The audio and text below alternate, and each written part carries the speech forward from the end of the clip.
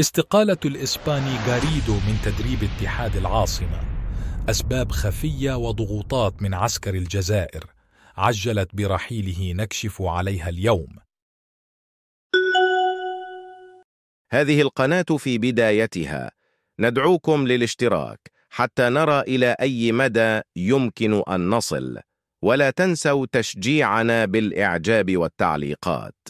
أعلن خوان كارلوس غاريدو في تصريح حصري لقناة ميديوان تيفي عن استقالته من تدريب اتحاد العاصمة الجزائري، ويأتي استقالة غاريدو عقب إعلان لجنة الأندية التابعة للاتحاد الإفريقي لكرة القدم عن خسارة فريق اتحاد العاصمة الجزائري الذي كان يقوده المدرب الإسباني ب3 أهداف دون رد، وإحالة الملف على لجنة الانضباط لاتخاذ الإجراءات التأديبية الإضافية المحتملة.